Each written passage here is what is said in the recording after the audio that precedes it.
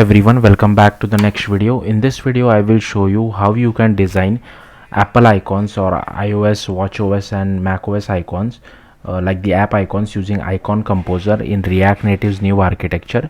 So yeah, let's get started. So the first prerequisite which you should need to have is you require Xcode 26. So I have already installed Xcode 26, so that's the main requirement. Now the first thing which you need to do is you can open like whatever design software which you use, so Figma, Sketch or Photoshop.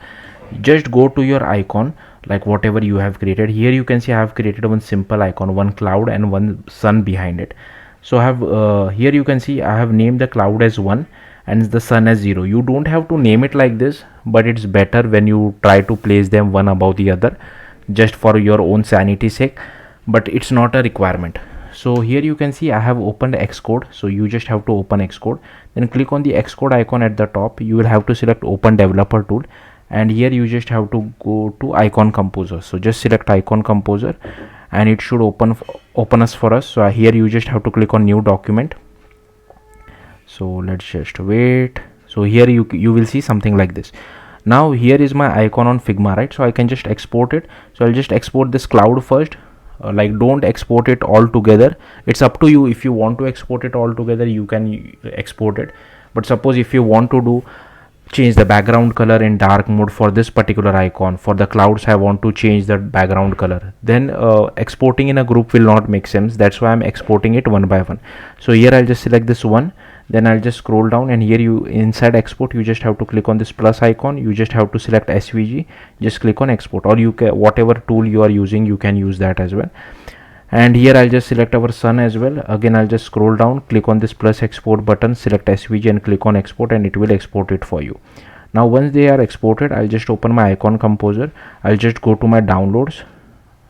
Okay, here you can see these are the downloads, so I'll just drag and drop it over here. So here you can see they have created one single group for both of this, which I don't really like. I'll just create one separate group for this sun. So I'll just create one new group and I'll just drag and drop the sun over here inside this group. Now if you see, the sun is above the cloud, which I don't really like. That's not what my icon is supposed to be. So I'll just move this particular group above. So now it looks better. Now I'll just select my sun. I'll just position it wherever I feel like is right for it. So somewhere over here. Now this is how your icon. So suppose if I want to change the background color of our sun, right? So I can just come over here, and here you can just go to fill, go to solid, and here whatever color you want you can change it. But I'll just do Ctrl Z because the original one looks better to me. Again I'll just position it.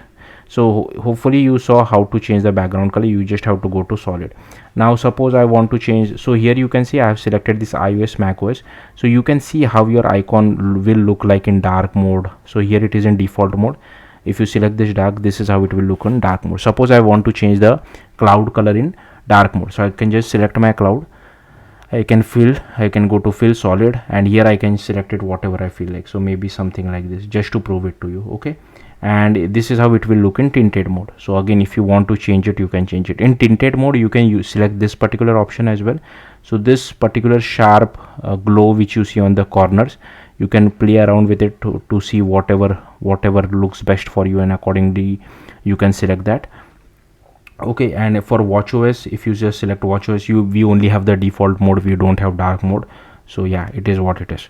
So yeah, that's it. Now if you want to change the background color as well, sorry, background image, you can see there are different background images. So it's up to you what you want to select. Maybe they will add more, or if you want to add your own custom background, you can just click on add background as well, or if you want, you can just click on this default one as well.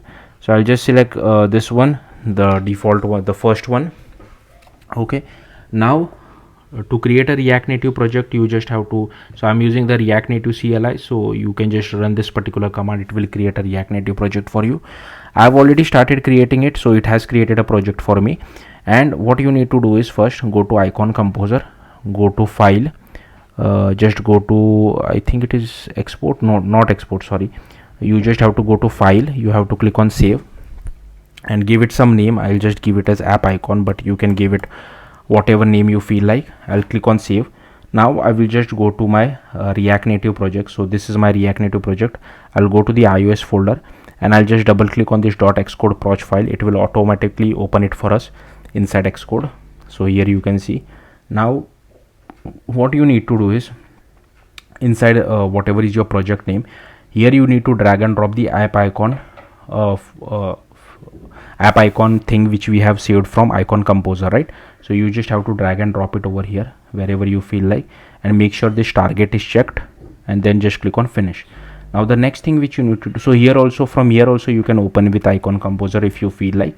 Now next thing which you need to do is just come over here, scroll down, and here you will see this particular app icon, right?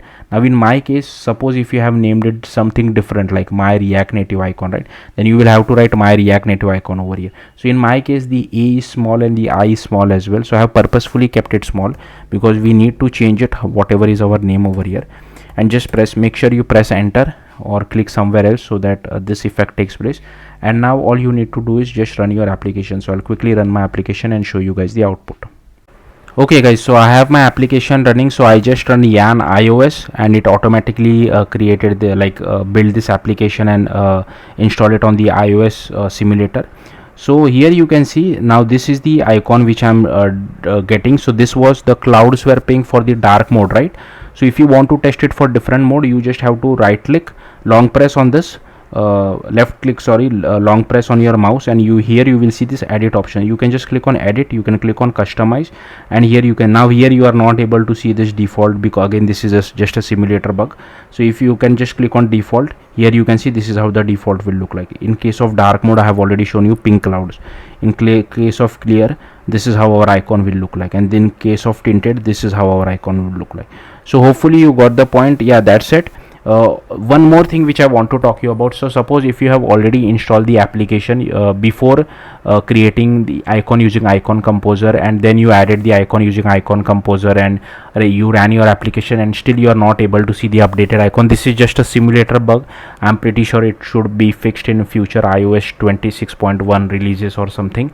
But maybe you should try it on a real device. I don't have a real device with me right now, so I'm not able to test it, but it should work on a real device. So yeah, that's it. Thank you for watching. Bye.